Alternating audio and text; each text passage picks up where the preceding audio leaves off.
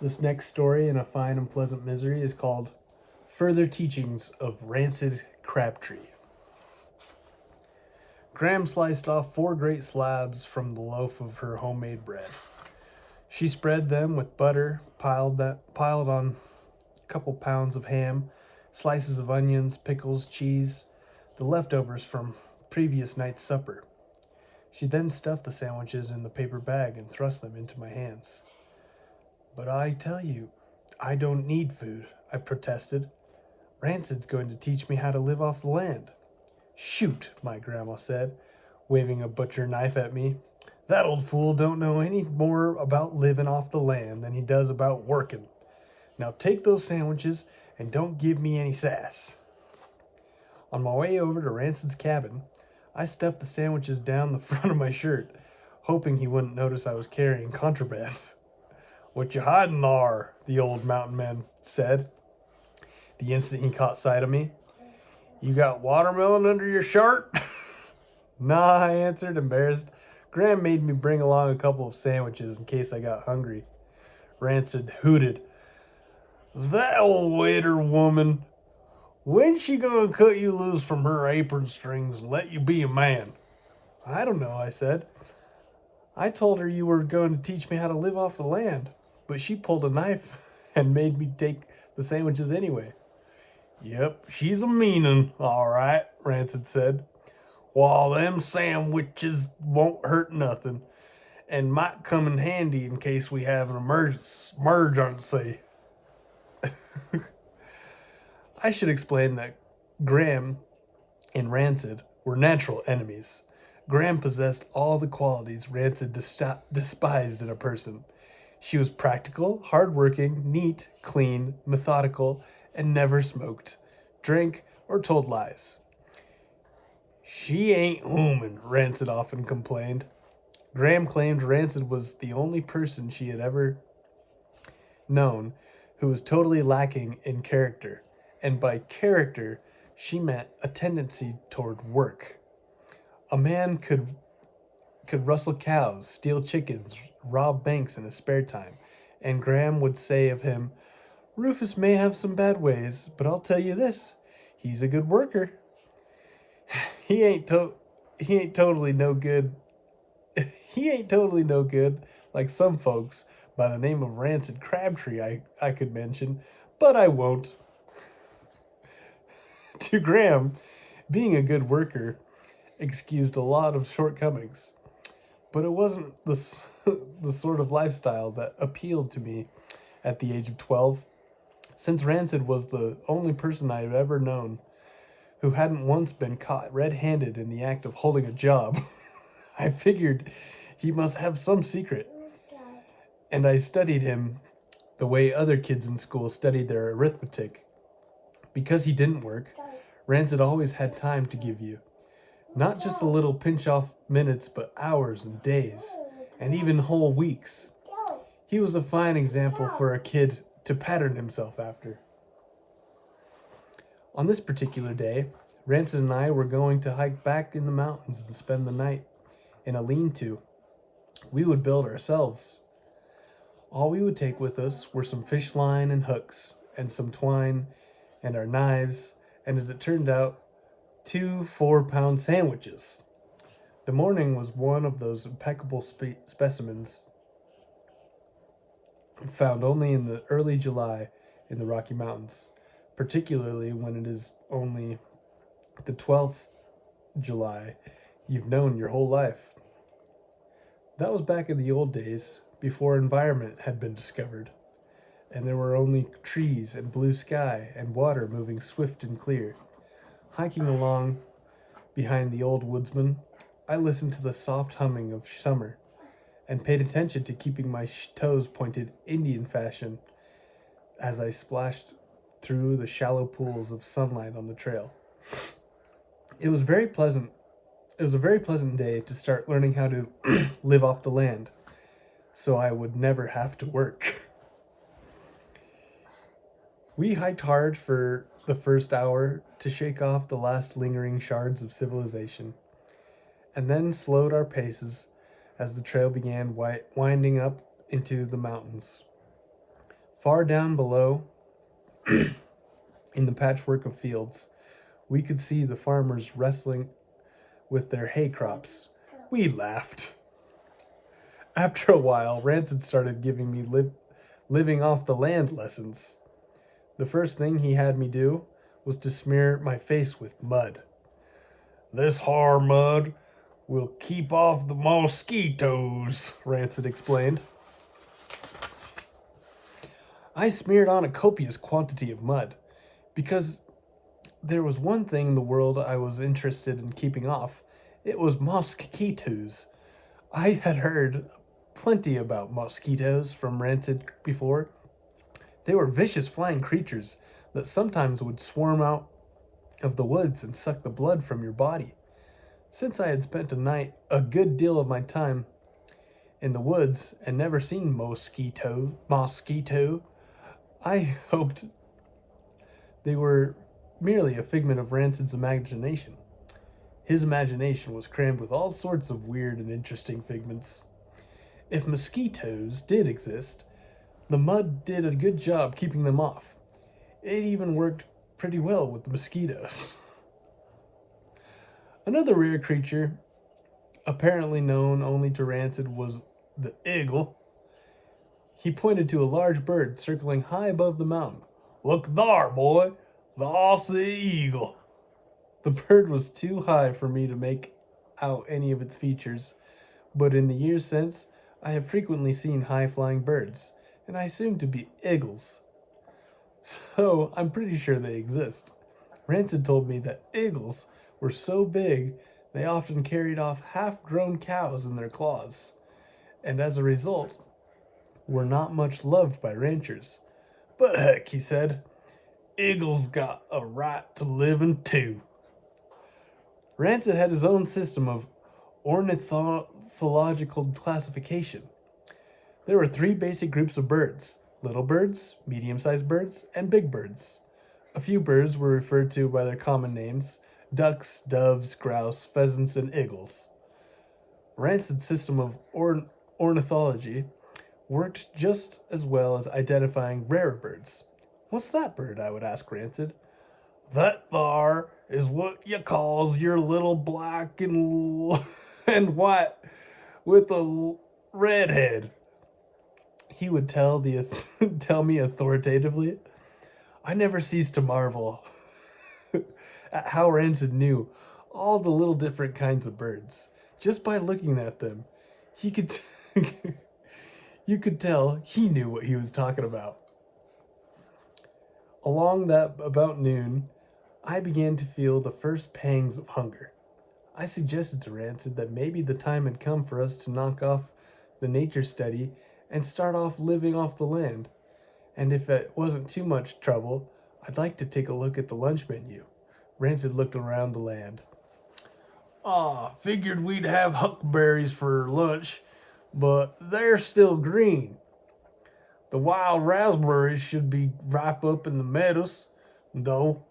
For the time being, why you give me one of them sandwiches your granny packed? Who do you take me for, Mother Nature? I said angrily. You're supposed to teach me how to live off the land. Don't get your tail in a knot, Rancid said. Living off the land takes a powerful lot of thinking, and think's better if I'm chomping on a sandwich. Now what did that old withered woman fix us? We split one of the sandwiches, and sure enough, Rancid started thinking better. As soon as we gets done with lunch, we better find us some mushrooms to cook up with our game for supper. Thar's burn up ahead, and we can probably find some mushrooms thar. I was a bit worried about the mushrooms, since my grandmother had told me Rancid didn't know his fungi from a hole in the ground. Graham says the good way to tell if a mushroom ain't poisonous is to see if the deer have been eating them, I offered. That's the dumbest thing I ever heard tell of, Rancid said with disgust.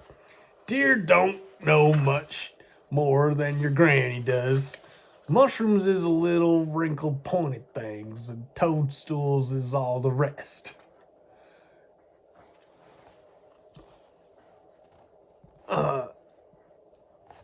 Is all the rest.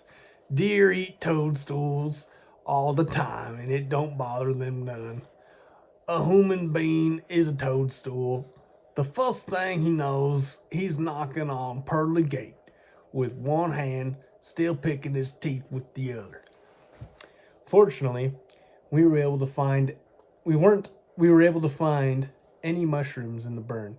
Although I did happen to come across a patch of little wrinkled pointy things, not worth the trouble of calling Rancid's attention. The raspberries in the high mountain meadow were ripe, as Rancid had predicted, but not especially plentiful.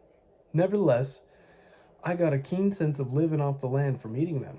Rancid explained at considerable length how to pick and eat wild raspberries, and it seemed very pleased with himself. Lots of folks don't know wild raspberries is good to eat, he said. I personally had never encountered anyone who didn't know they were good to eat. But I didn't say anything.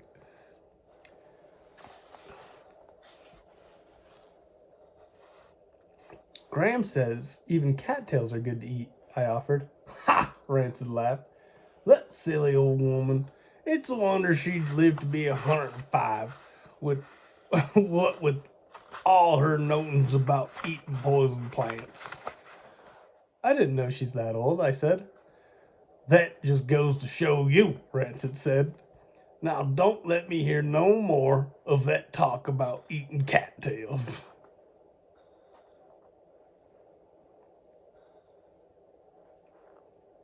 Next, Rancid showed me how to set snares for rabbits, an absolute essential for anyone intending to live off the land. Although I knew the basic principle and technology of snares, I never quite understood how you introduce the game to stick its head into the loop and trigger the contraption. How do you know the rabbit is going to run into the snare? I asked, peering intently over Rancid's shoulder as he worked. He's got a million other places to run. Well, first of all, you have to be smarter than the rabbit, he said with a chuckle. You got to be smarter than the rabbit. Now help me with these logs and rocks. What we is gonna do is funnel the old rabbit right to the snare, see? We dragged rocks and logs and tree limbs and brush and piled them in a giant open-ended V that pointed right at the snare. By the time the V was finished, both of us were so hot and tired, we were staggering. But I didn't complain because I was learning how to live off the land, so I would never have to work. After we had rested for a while, Rancid said, Now here's what you do. You climb down behind that thicket over there and make a racket so you can drive the rabbits into the funnel. How come we don't climb down and make a racket? I asked. 'Cause I have to sit on that log up there and shoosh any rabbits that come that way back into the snare. Why can't I do that and you drive the rabbits out? Rancid thought a moment, mopping the sweat off his face with his shirt sleeve. You had any expertise shooshing wild rabbits? No. Well, there you are. Now get yourself down in the thicket and start making a racket. A half hour later, I emerged from the thicket. Rancid was sitting on the log, his elbows resting on his knees, staring vacantly down the snare. How big a one did we catch? I asked, sinking to the ground. Rancid rolled a jaw of tobacco around his cheek. Well, I can say one thing about these blankety-blank rabbits is they powerful smart. You mean to say we didn't catch any? What do you think about chomping down some nice tender trout roasted over a fire? Rancid said brightly. Don't that sound good? Early in the afternoon, we arrived at a little lake tucked away between two mountain peaks. Rancid cut up 2 willow poles and tied fishing line to them. Then we started looking around for grubs to bait the hooks with. As Rancid said, you can never find a grub when you really need one. Savagely, we tore apart rotten logs looking for grubs, the essential link between us and a fish supper. I was beginning to think working might be easier than living off the land. At last, we found a small deposit of grubs. We tossed them into Rancid's hat and hurried back down to the lake. By the time we were there, the grubs were choking and gagging, but otherwise in good shape. The trout brazenly committed grand larceny on most of our bait supply, but we managed to land a couple of 8-inchers. Now I'm going to show you how to build a fire without matches, Rancid said. He made a little bow and stick contraption of the sort I had seen in my Boy Scout handbook. The handbook, however, had not indicated all the good words you're supposed to say in order to get the fire going. Rancid sawed the little bow furiously back and forth on the stick, the spinning of which was supposed to ignite a little pile of shavings. It was all very complicated, and Rancid sweated and panted and swore until his eyes bugged out, even more than usual. At last, a little curl of smoke drifted from the shavings. Rancid threw down the bow, dropped on his belly, and started blowing on his shavings, whereupon the curl of smoke instantly vanished. He rolled over on his back and crumpled the bow and stick in his hands. Let this be a lesson to you, boy. Don't ever go out in the woods without fistful matches. That's what Graham told me, I said. She made me bring a bunch of matches, even though I told her we won't be needing them. God dang know-it-all, woman. Give me one of them matches. In a second, Rancid had a fire going. His hands were shaking from exhaustion and rage as he built a little willow grill to cook our fish on. As the flames licked around the 2 little trout, Rancid stared moodily into the fire. When we gonna build a lean-to? I asked. Don't bother me about no lean-to, he growled. He seemed a bit surly, so I decided not to pursue the subject. Then the 2 fish slipped through the grill into the fire. I stepped back, sneaking a glance at Rancid's face. His eyes, widening slightly, stared at the bits of blackened skin on the willow grill. A tiny quiver ran the length of his lower lip. After a long moment of silence, Rancid said, We best eat that last sandwich, 'cause we is gonna need lots of energy. To build a lean-to? I asked. No, he said, so we can walk real fast. I figures we leave now, we can get back to your house in time for supper. Graham said she'd set a couple places for us, I said, even though I tried to tell her we'd be gone all night. That old know-it-all, Rancid said. I wonder what she fixing for supper anyhow. Ah, sure help. Sure hope it ain't gonna mess. I sure hope it ain't gonna be a mess of poisonous cattails. All right, that was a good one.